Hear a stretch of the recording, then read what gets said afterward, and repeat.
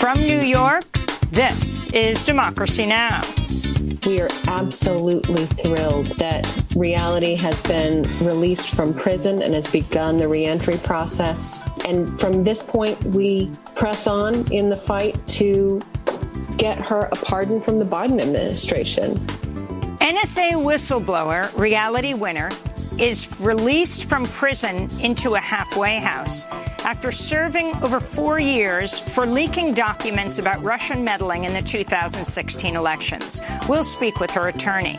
Then China's warning NATO is adopting a Cold War mentality after the military alliance singled out China and Russia for criticism at its summit in Brussels. We'll speak to historian Stephen Wertheim. His latest piece, Sorry Liberals, but you really shouldn't love NATO. President Biden at the NATO summit said that the United States has made a sacred obligation to defend the 30 members of NATO. But does that mean that the United States is going to be defending Europe, dominating security affairs in that continent forever? Then to Puerto Rico, which suffered a massive blackout last week, just days after the island's electrical system was privatized. All that and more coming up.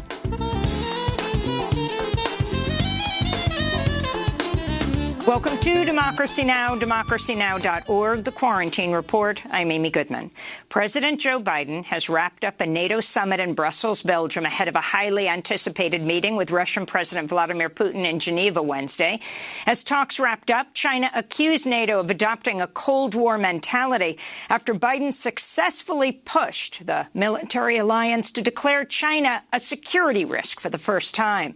NATO leaders also criticized Russia and called on Moscow to withdraw troops from Ukraine, Georgia, and the Republic of Moldova. Later in the broadcast, we'll speak with historian Stephen Wertheim. The World Health Organization warned Monday that coronavirus is spreading faster than the global distribution of vaccines.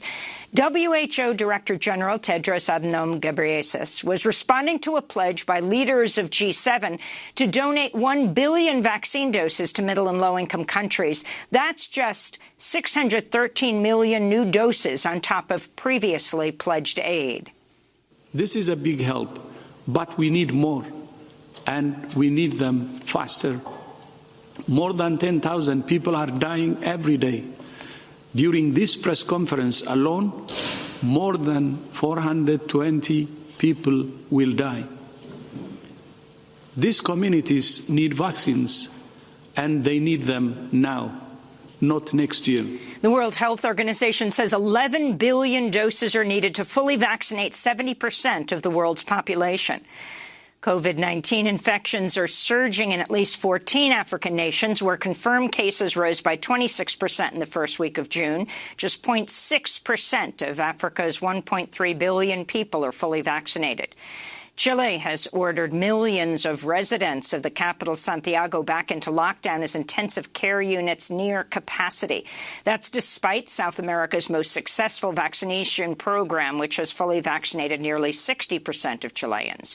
Brazil's opened the Copa America soccer tournament despite one of the world's worst COVID outbreaks. Brazil's health ministry has identified more than 40 COVID cases connected with Copa America, including 31 players or staffers. As the tournament kicked off in Brasilia Sunday, indigenous people marched in protest. We see the Copa America as an affront to the 500,000 deaths due to the misgovernance of this fascist government, which denied the vaccine to the Brazilian population, denied the vaccine to us indigenous peoples. The United States death toll from COVID-19 has topped 600,000, even as the number of daily deaths fell to its lowest level since the pandemic was declared in March of last year. That's the highest official death toll of any country in the world, though disease experts at the University of Washington estimate the true U.S. death toll is over 924,000. On Monday, Vice President Kamala Harris traveled to South Carolina to kick off her tour promoting vaccinations in southern states, several of which have vaccination rates under 50%. If you are vaccinated, you are protected. If your community is vaccinated, COVID rates in your community will go down. CDC data shows U.S. coronavirus hotspots are clustered in areas with lower vaccination rates. Meanwhile, Vermont's become the first state to administer at least one vaccine dose to over 80% of its eligible population. Vermont Governor Phil Scott Monday said he's lifting all remaining coronavirus restrictions. Because it's safe to do so. And it's safe because Vermonters have done their part to keep the virus from spreading and stepping up to get vaccinated. In fact, no state in the nation is in a better position to do this than we are.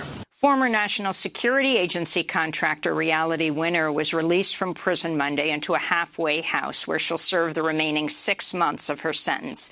Winner was arrested in 2017, sentenced to 5 years in prison under the Espionage Act for leaking classified government information about Russian interference in the 2016 election.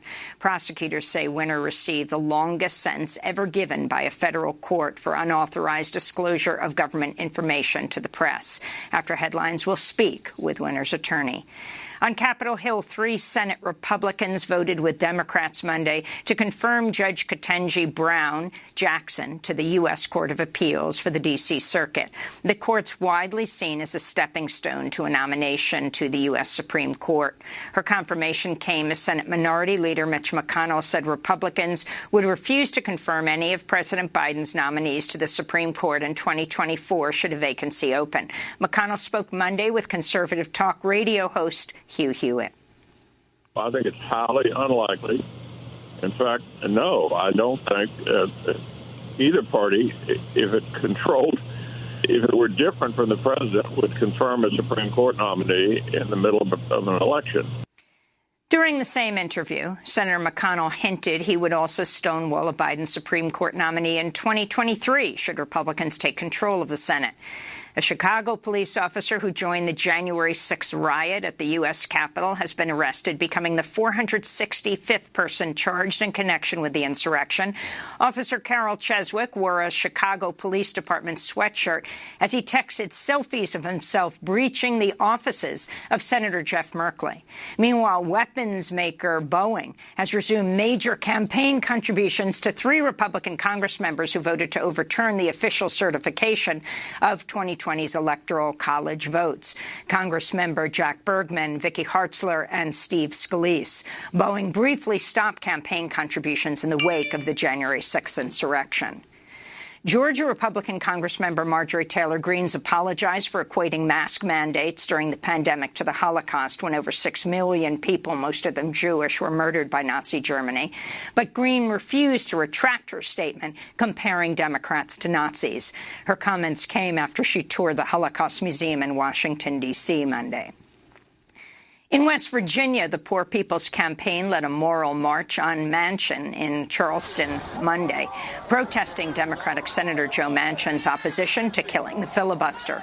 They also demanded Manchin reverse his opposition to the For the People Act, which would restore and expand the protections of the 1965 Voting Rights Act gutted by the Supreme Court in 2013. This is Reverend William Barber, co-chair of the Poor People's Campaign. We ain't in this heat to play. Am I right about it? We're not in these streets to play. We are here to bring street heat and moral heat to the legislative processes. The voices of the people in West Virginia will be heard. We are nonviolent, but we ain't playing. We will fight for the soul of this democracy because wages are at stake, infrastructure is at stake, voting rights are at stake, and we will fight for this democracy. Senators Bernie Sanders, Ed Markey, and other progressive lawmakers are rejecting a bipartisan infrastructure bill negotiated by Democrats Joe Manchin and Kyrsten Sinema, along with Republican Mitt Romney.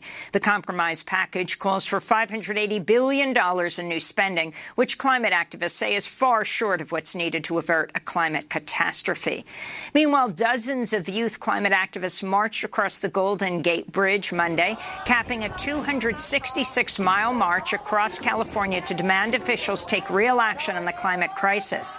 The protesters ended their march at the San Francisco home of House Speaker Nancy Pelosi. This is 17-year-old Emma Govea. a member of the Sunrise Movement, one of the leaders of the march. They are not being brave and they're not fighting hard enough to keep the climate in this infrastructure bill, to fight for the boldest, most well-funded civilian climate corps possible. And we understand the science. We know what is necessary. We are asking for their legislation to be at scale with the climate crisis. And frankly, everything that they're putting forward is too watered down. It's just not enough. The protests came as California faces an historic drought, with firefighters preparing for a wildfire year they anticipate could rival last year's record-breaking season. In Rockton, Illinois, a massive fire at a chemical plant's continuing to burn for a second day amidst warnings of an unfolding environmental catastrophe. The Chemtool chemical plant northwest of Chicago erupted in flames Monday morning, billowing thick black smoke, prompting a mandatory evacuation order for all residents within 1 mile of the site. People within a 3-mile radius have been ordered to wear masks to avoid respiratory irritation. Rockton's fire chief said firefighters would allow the blaze to continue to burn for days in order to prevent hazardous runoff into the nearby Rock River. In Minneapolis, a driver slammed his car into a crowd of peaceful protesters who'd gathered Sunday at a vigil against police brutality, killing one person and injuring 3 others. The crash killed 31-year-old Diana Marie Erickson, a mother of 2 small daughters. Police arrested the driver, Nicholas Krause, on suspicion of vehicular homicide. He's a 35-year-old white man with a history of domestic violence and at least 5 convictions for driving while intoxicated.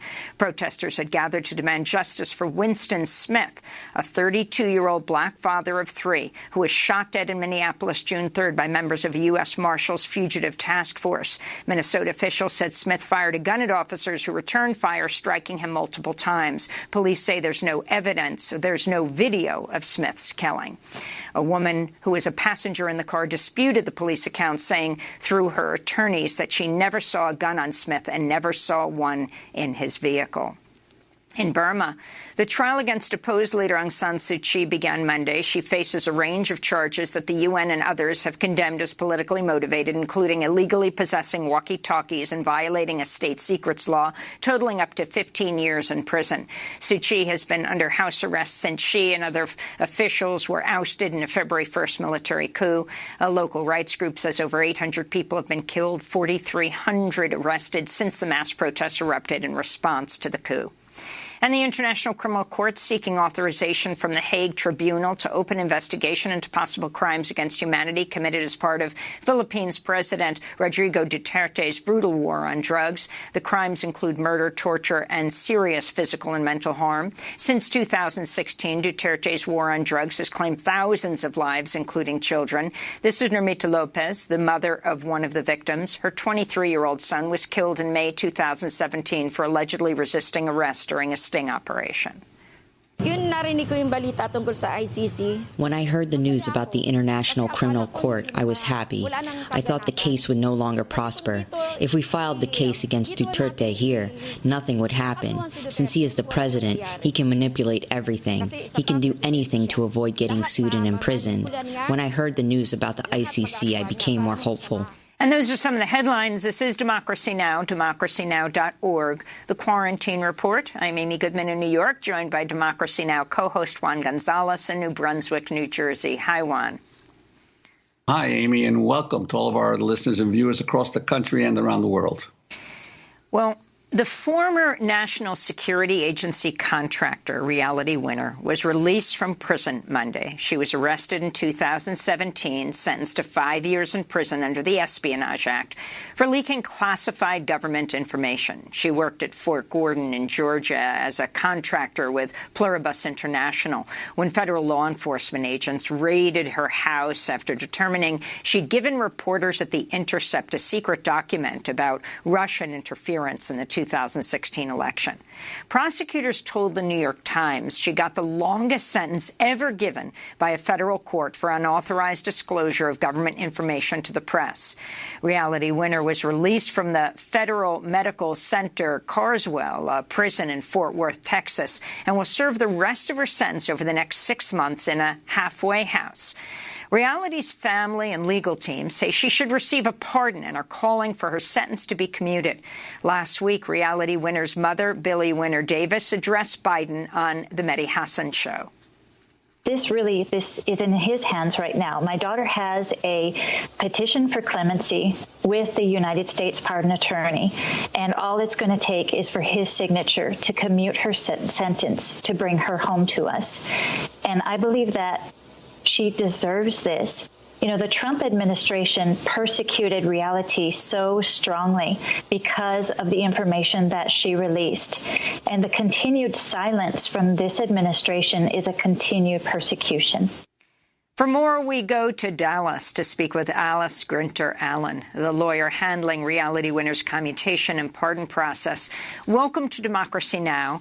Can you talk about Reality being released, except not to freedom, but to a halfway house? Was her sentence in any way shortened by the White House or the Justice Department, or this was simply her serving out her term, as she continues to do in the halfway house? Thank you, Amy, for having me. No, this is the normal release process.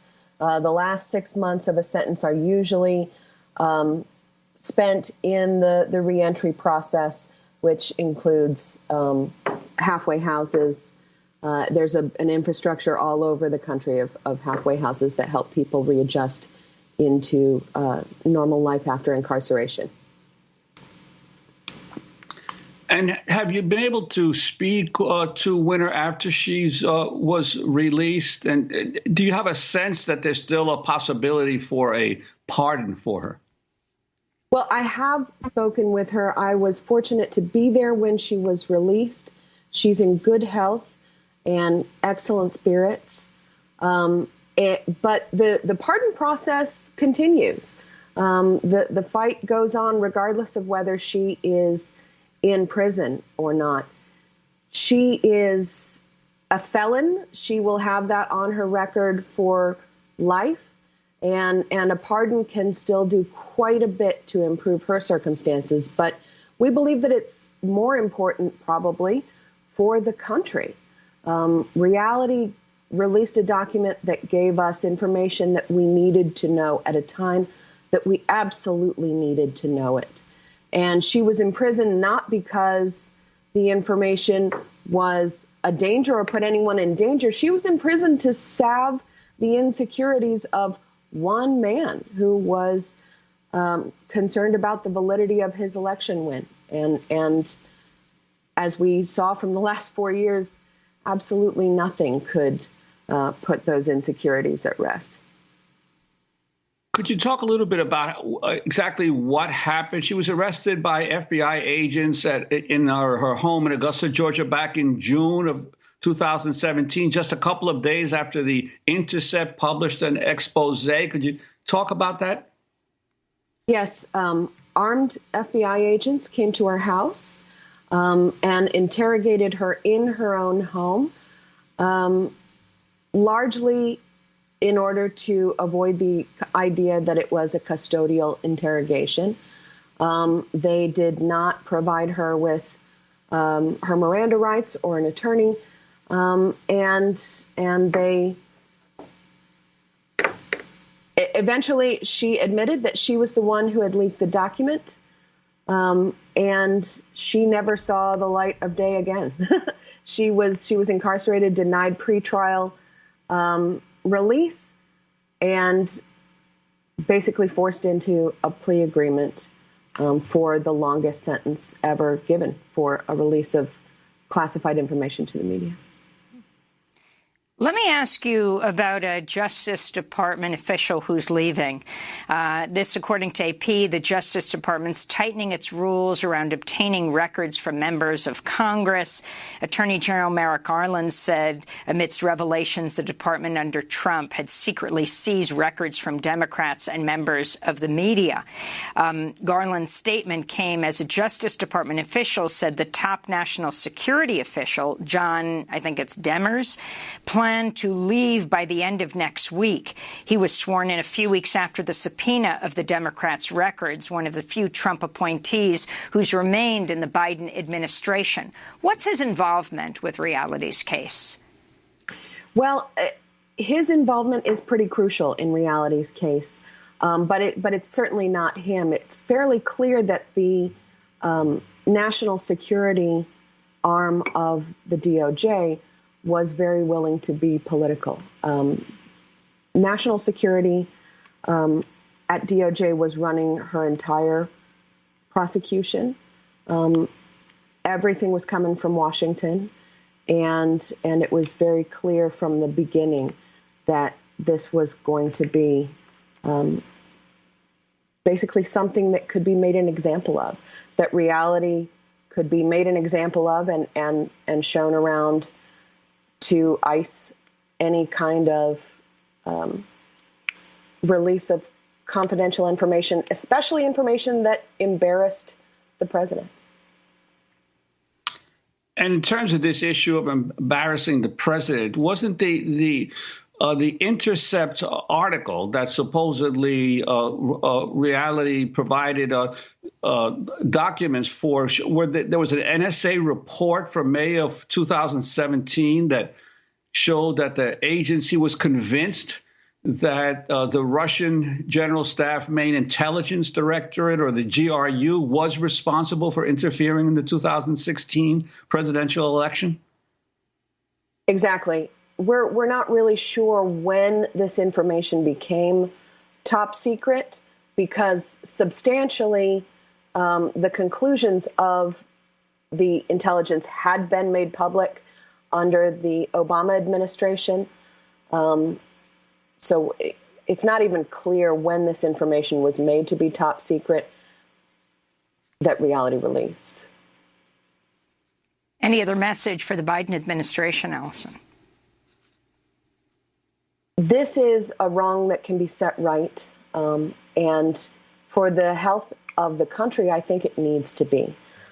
We're living in such a divided society, and we are not going to be able to start healing until we forgive our truth tellers. And a pardon for Reality is an excellent first step for the country to start healing and putting this right. Well, Allison Grinter-Allen, I want to thank you so much for being with us. Attorney for Reality winner who's just been released to a halfway house, will serve out her term till November there unless pardoned or sentence commuted. I want to end with the legendary whistleblower Daniel Ellsberg, the former defense analyst who leaked the Pentagon Papers in 1971, 50 years ago this week. We spent the hour with Dan Ellsberg Monday on Democracy Now! And afterwards continued to talk to him and asked him about the former U.S. intelligence analyst Daniel Hale, who was unexpectedly arrested and jailed ahead of his sentencing, which is scheduled for July 13th. In March, he pleaded guilty to one count of violating the World War I-era Espionage Act for leaking classified documents about the secretive U.S. drone and targeted assassination programs. This is Ellsberg speaking about Daniel Hale. I think what he did was very admirable, and it was not only simply passing on some documents or some information, but really carrying on, as he should, a campaign against the murderous aspect of this campaign. He acted very admirably in a way that very, very few officials have ever done in showing the moral courage to separate themselves from criminal activities and wrongful activities of their own administration and resist them, as well as exposing them. So I would say he's a particularly admirable person, especially one that should not be put in prison for this. To see the full hour with Dan Ellsberg, as well as our post-show interview, you can go to democracynow.org. Next up, we turn to the historian Stephen Wertheim. As the NATO summit wraps up, he writes an op-ed piece in the New York Times headlined, "Sorry, liberals, but you really shouldn't love NATO." Stay with us.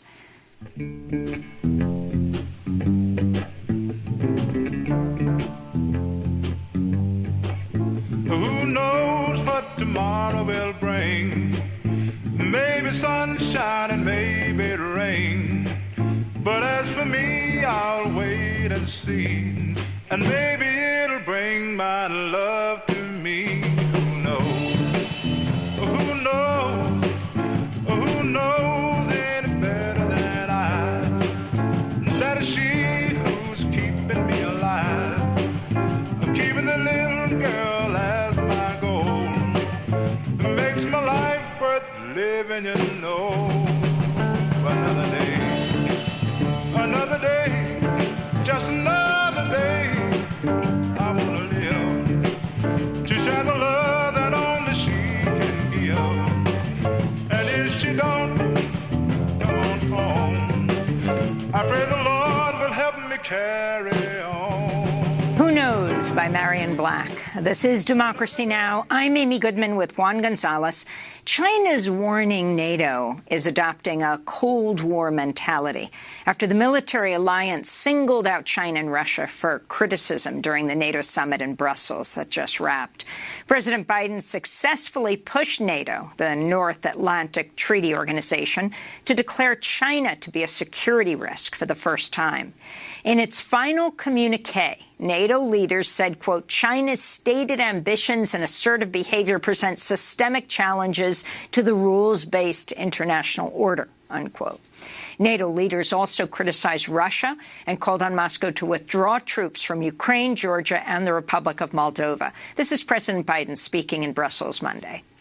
There is a growing recognition over the last couple of years that we have new challenges, and we have Russia that is not acting in a way that is consistent with what we had hoped, and as well as China. President Biden spoke alongside NATO Secretary General Jens Stoltenberg, who also criticized China. We are concerned by China's coercive policies, which stand in contrast to the fundamental values enshrined in the Washington Treaty. China is rapidly expanding its nuclear arsenal with more warheads and a larger number of sophisticated delivery systems. NATO leaders called on China to uphold its international commitments and to act responsibly in the international system, including in space, cyber, and maritime domains, in keeping with its role as a major power. The Chinese mission to the European Union responded to the NATO summit by saying, quote, NATO is slandering China's peaceful development and misjudging the international situation and its own role. That's end quote. Today, President Biden's meeting with European Union leaders before heading to Geneva for his summit with Russian President Vladimir Putin. We're joined now by the historian Stephen Wertheim, director of Grand Strategy at the Quincy Institute and a visiting faculty fellow at the Center for Global Legal Challenges at Yale Law School, author of the book Tomorrow, the World, The Birth of the U.S. Global Supremacy. He has a new article in the New York Times headlined, Sorry, Liberals, but you really shouldn't love NATO. Welcome to Democracy Now!, Stephen Wertheim. Why don't you talk about the NATO summit, this first ever hit on China and the way it was framed in the communique? Is President Biden leading to a new Cold War, both with China and Russia? It's nice to be with you. I am concerned that, indeed, the administration may be moving toward a quite hostile posture toward China and Russia simultaneously. If it is doing so, it would be merely continuing a trend from the Trump administration, I must say. That said, though I think you are right to spotlight what was most remarkable about the outcome of yesterday's NATO summit, namely the identification of China as posing, quote unquote, systemic challenges to the so-called rules-based international order. I do think it's actually quite worrying as far as the European members of NATO are concerned. Europe has for quite some time been reluctant to cast China as a threat for understandable reasons. many Europeans, including the leading powers of Germany and France, don't want to make a choice economically or otherwise between the United States and China or between the United States and Russia. And it has been the United States that has been most concerned about the threats from both countries.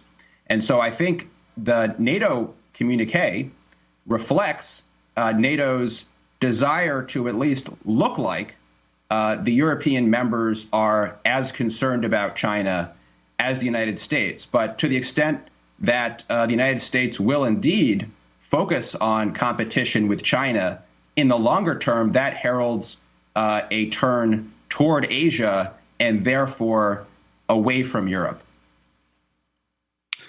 And Stephen Wirth, I wanted to ask you about this whole issue of the systemic challenge.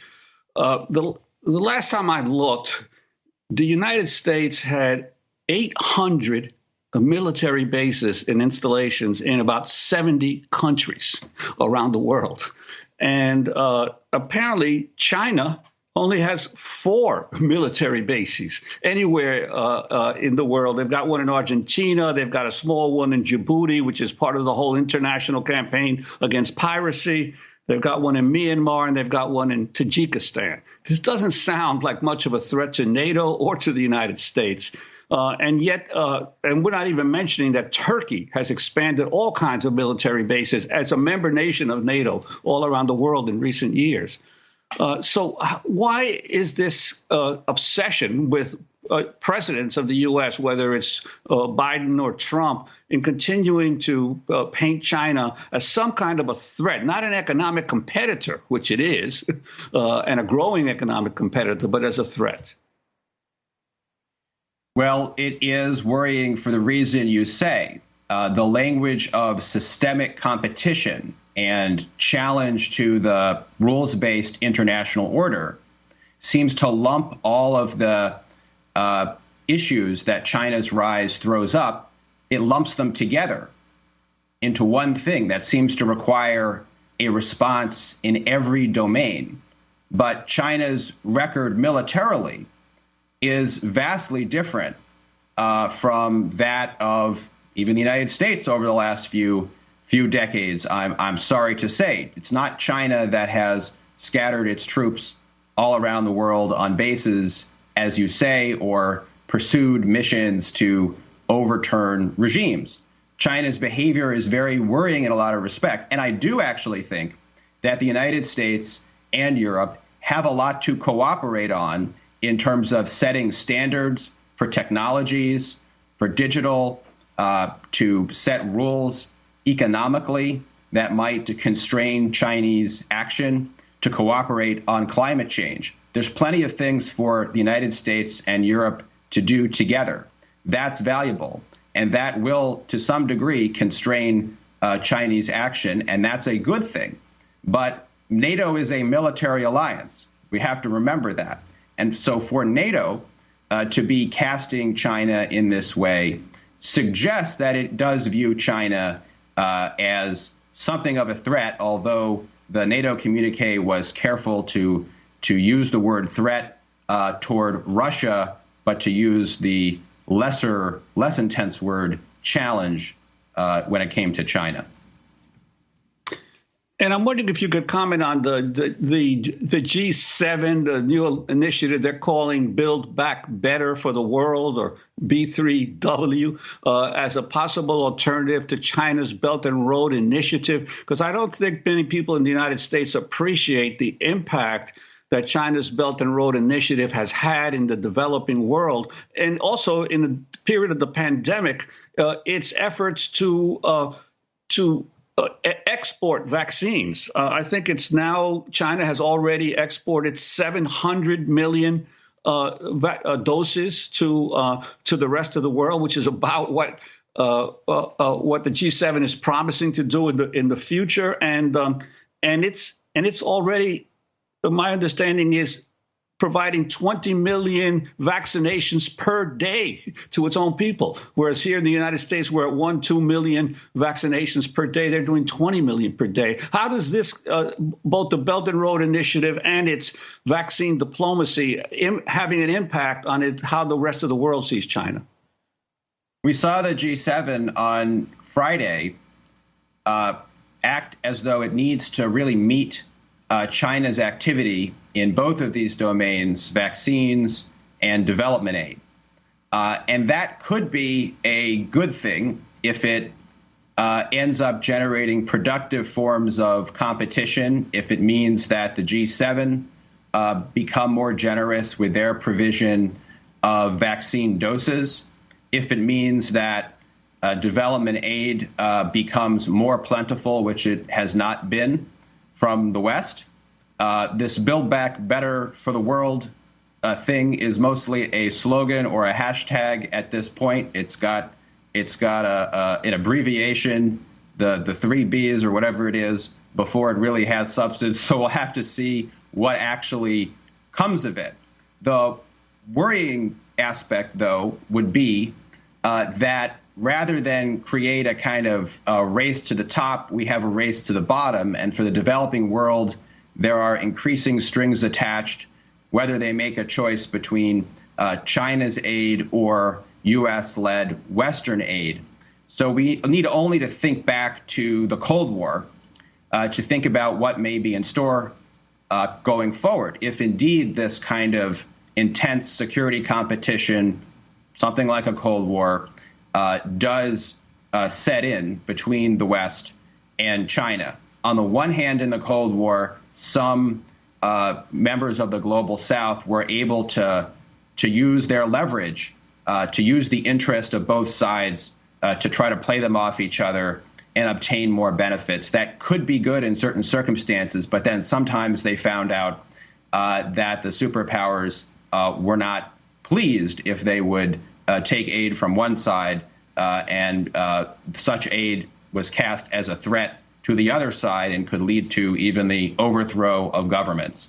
So at this early stage, I don't think we know which dynamic will prevail, but I have to say that the G7 did not come up with a terribly impressive number of vaccines that the members pledged to provide to the international facility that will be distributing vaccines. It was under 1 billion doses. Many, many more doses are needed, multiples of that number, in order to vaccinate the world. Now, perhaps this meeting will generate some momentum and further gains going forward, but it disappointed a lot of people and there was a lot of criticism from the former UK leader Gordon Brown and WHO officials. You have, for example, in Trinidad and Tobago, the United States pledged something like 500 vaccines to Trinidad and Tobago, China 200,000.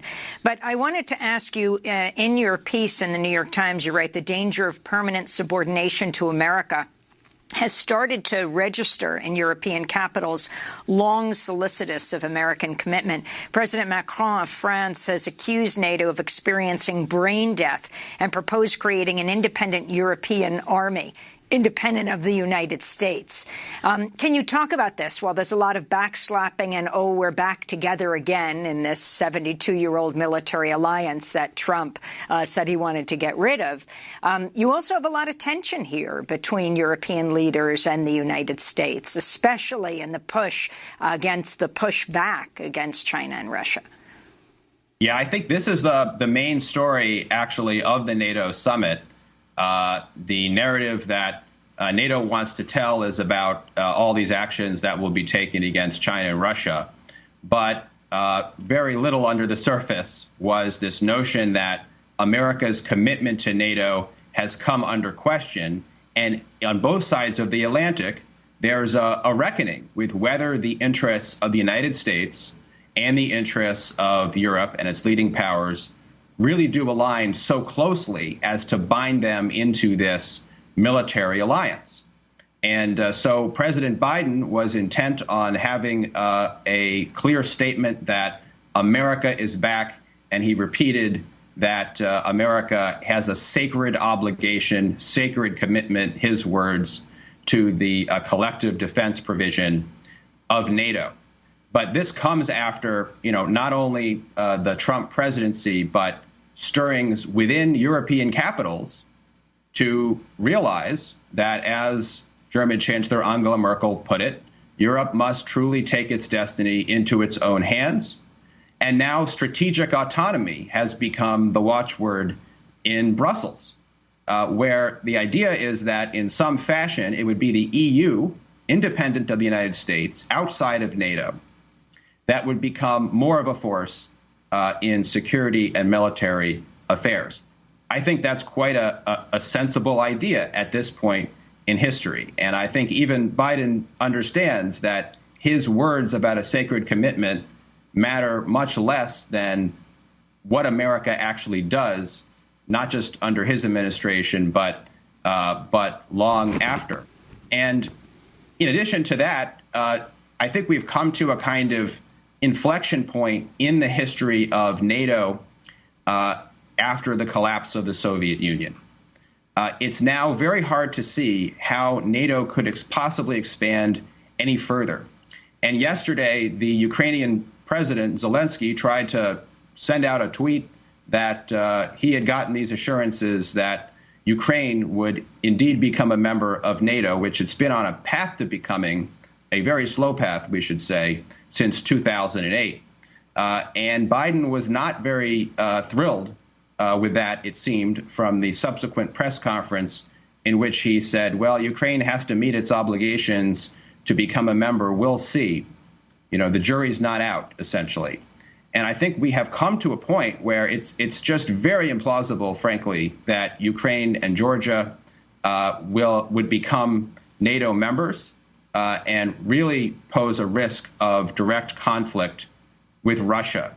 So what the Biden administration has not done is close the door on further expansion of NATO. And that might be, frankly, a valuable step, not just for the United States and for the other members of NATO, but even for Ukraine itself, which is hoping for membership. But I fear it's being led down a false path, because the fact is that Germany and France oppose Ukraine's membership. They oppose it for very good reasons, because it risks conflict and further conflict, given that there is an ongoing conflict in eastern Ukraine. So, President, I'm wondering, go ahead, Juan.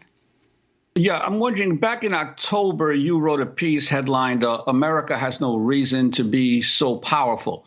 And I'm wondering what given the fact, as I mentioned before, this continued huge military footprint of the United States around the world, once you have such a humongous military-industrial complex, it must always find enemies, doesn't it, to be able to justify its continued existence? And to what degree can the public or even some political leaders break away from this sense that the United States must be the policeman of the world? I share that concern, and I think the fact that the United States had built up not just its military-industrial complex domestically, but also its relationships and military positions globally, that explains a lot of the kind of inertia that we saw after the collapse of the Soviet Union, when you would think that the reason for being of this massive national security state had gone away. That said, I think we are seeing stirrings, at least, of change over the last decade or so. Everybody has to understand now that we are no longer living in the unipolar moment of the 1990s, when the United States was utterly dominant. Through that decade, it could cut its defense spending as a percentage of GDP, only to emerge in a more unrivaled position than ever before by the end of the decade. Well, the rest of the world has not exactly caught up, but other countries have asserted themselves, and China, most of all, has dramatically risen economically with military growth to match its economic growth. So I think that, most people in Washington, even if they don't agree with some of what I write, understand that real change is necessary, and the United States cannot possibly continue to be the guarantor of about half of the world against the other half of the world where most of humanity are, thus turning that half into explicit or implicit threats. Stephen Wertheim, I wanted to ask you about what's about to happen on Wednesday. That's the Biden-Putin summit in Geneva. In a new interview on NBC, Putin criticized the United States for placing troops near the Russian border. Imagine that we sent our troops into direct proximity to your borders. What would be your response? We didn't do that. We did it in our territory. You conducted war games in Alaska. Well, God bless you, but you crossed an ocean close to our borders, brought thousands of personnel and thousands of units of military equipment, and yet you believe that we are acting aggressively and somehow you're not. Just look at that. Pot calling the kettle black. Can you respond to this and also this back and forth, President Biden calling Putin a killer? Then NBC asked Putin about that. He laughed. And then when Biden was asked about Putin laughing, Biden laughed. Well, I do think that both leaders are somewhat toning down their rhetorical barrages in advance of their summit, and that's probably a good thing. I do want to, give credit to the Biden administration and the president in particular for staunchly defending the value of diplomacy and making a point that the point of diplomacy is to meet with leaders of countries with whom we have issues. Otherwise, we can pack it up in terms of our diplomacy. So that's exactly right. And he's trying to kind of tone down the I would say, overheated rhetoric and personal rhetoric toward Vladimir Putin. I hope that the summit will prove productive beyond the symbolism, which is not without value itself. But the broader pattern, I think, needs to be considered of U.S. policy, where indeed the United States has placed troops and made defense commitments that now span most of Europe, going right up to the borders of Russia in the cases of the Baltics, and with Ukraine having a potential path toward membership in the U.S.-led NATO alliance. And it isn't surprising, and indeed was predicted by many people left and right and center back in the 1990s when NATO expansion was first put on the table and first endorsed. The Senate in 1998 held a vote to admit the first 3 new members of NATO. It was predicted at that time by many people. My piece in yesterday's New York Times cites the Minnesota Senator Paul Wellstone, that the expansion of NATO would be seen by Russia, could not be seen otherwise by Russia, except as a threat to itself, even if for some period of time it wouldn't have the capacity to respond given its economic travails in the wake of the collapse of the Soviet Union. And now that expansion has been taken, I fear, too far. And so we've created a kind of self-fulfilling prophecy, and this is not to defend many of the actions that Russia has taken, including the annexation of Crimea, its support for separatists in the Donbass region of Ukraine. But, wise diplomats and political leaders will understand how other countries view their vital interests and listen to those countries when they repeatedly make clear what those vital interests are. So I fear that we've set ourselves on a path of a self-fulfilling prophecy in generating conflict. And what I worry about is that if the United States in particular doesn't break this pattern, it sets us up for the next 2-3 decades, my lifetime, my children's lifetime, to be at best involved in intense standoffs with Russia and China and perhaps others around the world. And at worst, it sets us up for a great power war. for World War III. Is that really what the American people need for the rest of the 21st century? Historian Stephen Wertheim, I want to thank you for being with us, Director of Grand Strategy at the Quincy Institute, visiting faculty fellow at the Center for Global Legal Challenges at Yale Law School. We'll link to your piece in the New York Times, Sorry Liberals, but you really shouldn't love NATO. His book, Tomorrow the World, The Birth of U.S. Global Supremacy. Coming up, we go to Puerto Rico, which suffered a massive blackout in the last days, just days after the island's electrical system was privatized. Back in 30 seconds.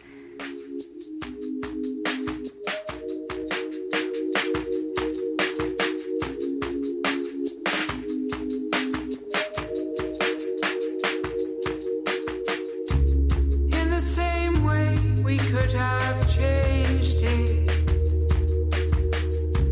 In the same way we could have changed it. People don't change, that's what they say. People don't change, that's what they say. And we all have things to learn.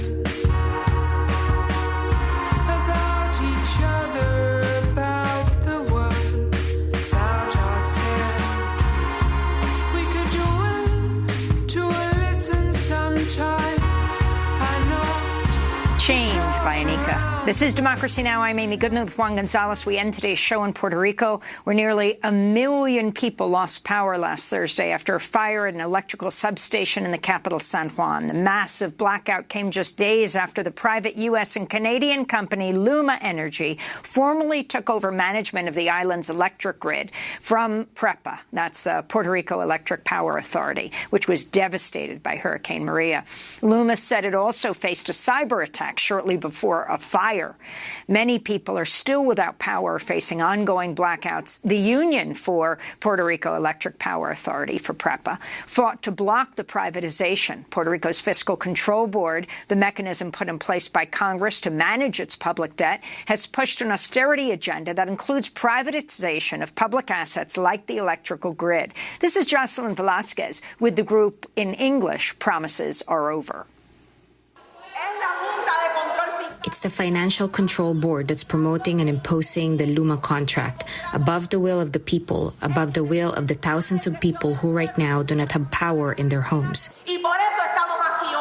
That's the reason we are here today, because the board hides inside this building while it continues to reduce your pensions, while it continues to cut the funding of Puerto Rico's university, while it continues to cut funds for education and health. For more, we go to Adjuntas, Puerto Rico, to speak with Arturo Masol Deja, who is the executive director of Casa Pueblo, House of the People, a community-based natural resources conservation and sustainable development group. He's also a faculty member at University of Puerto Rico. Welcome back to Democracy Now! Last time you were in our studio. Now you're back in Puerto Rico. Talk about the significance of this blackout and the privatization of the power company. Well, I have to say that the transition from the public utility to Luma had been happening for a year.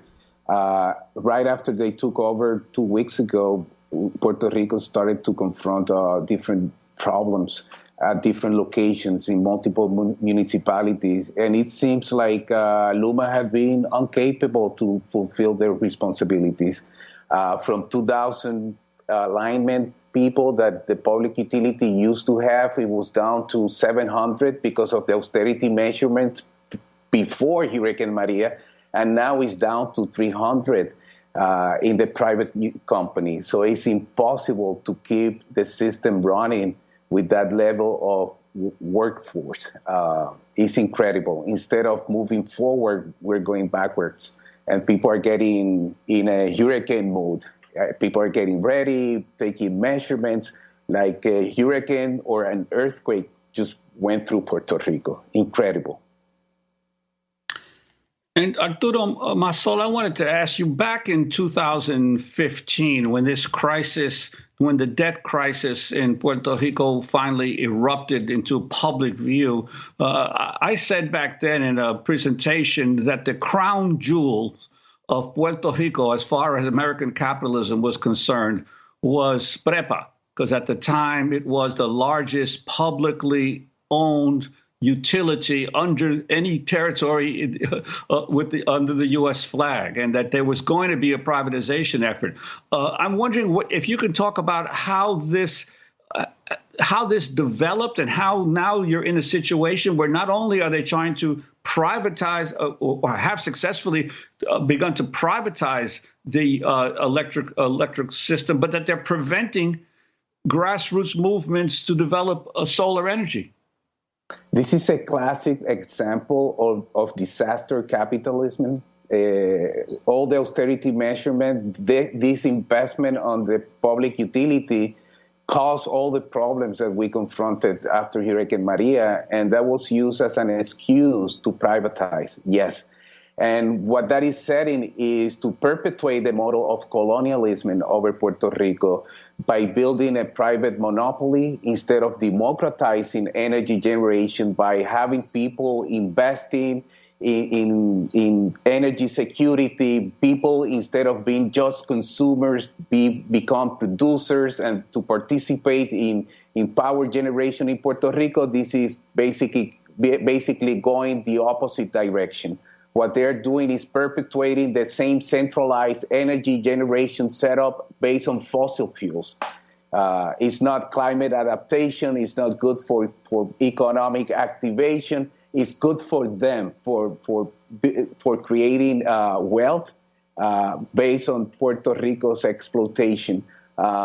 This is going the wrong way. It's not responsible with the climate challenge that we're facing in this planet, and it's not good for self-determination, for the future self-determination of Puerto Rico. What we should be doing is building energy independence, energy self-sufficiency, people producing their own energy, participating in the whole power structure, and putting Puerto Rico in a better position to make a political decision for our future. Even if we want to become a state, we need energy independence. And if we want to become a republic, an independent state, we need energy independence as well. So it's not just a political discussion about self-determination. It's actually the actions that we need to take.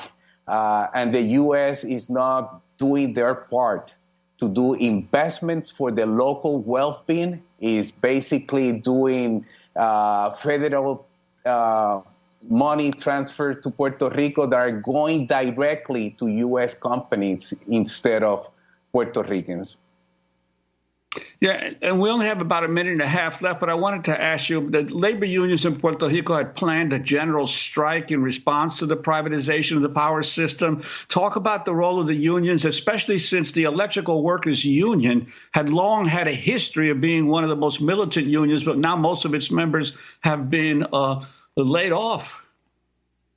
Yeah, well, actually, the labor union, I think it was a great asset of the public utility, and it has been dismantled. So that's the weakest part of the private utility right now. The workforce is not there. They're preparing to confront this privatization. I think Luma is doing the right thing. I mean, Luma is contributing because they're not fulfilling their part. People are getting angry, desperate, and we need to take action somehow. Well, we want to thank you so much, Arturo Marsal, Executive Director of Casa Pueblo, speaking to us from Puerto Rico. We'll continue to follow what's happening there. Special thanks to Juan Carlos Davila. That does it for our show. Tomorrow, we'll be joined by the Nation publisher to talk about the Biden-Putin summit. And we'll also talk about ranked choice voting and the New York City mayoral race. That's tomorrow on Democracy Now! Democracy Now! Produced with Renee Feltz, Mike Burke, Dina Guster, Nermeen Sheikh, Marutia Saina, Carla Wills, Tammy Warnock, Charina Nadura. I'm Amy Goodman with Juan Gonzalez. Stay safe.